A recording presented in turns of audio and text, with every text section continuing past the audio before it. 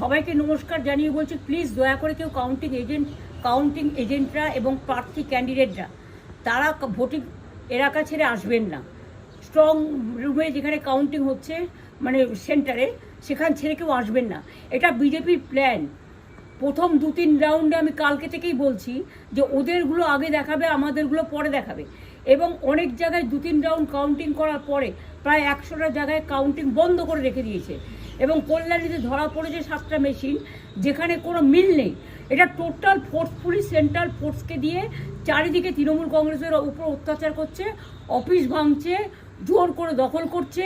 SIR নামে আপনারা দেখেছেন ভোট লুট করেছে যাতে যে সিটগুলো জিততে পারে।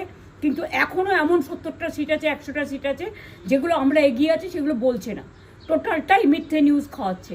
আগে ডিআইসিও এই খবরগুলো দিত, কিন্তু তাকে কালকে চেঞ্জ করে দেওয়া হয়েছে। টোটালটাই ইলেকশন কমিশন নিজের ইচ্ছে মতো খেলছে, এবং সাথে কেন্দ্রীয় বাহিনীকে নিয়ে। এবং আমাদের পুলিশরা টোটাল মাথা নত করে কেন্দ্রীয় বাহিনীর আন্ডারে কাজ করছে। সুতরাং আমি আমাদের কাউন্টিং এজেন্টদের, আমাদের সমস্ত পার্টির কর্মীদের বলবো, অত মন খারাপ করার কারণ নেই। আমি বলেছিলাম সূর্যাস্তের পরে আপনারা জিতবেন।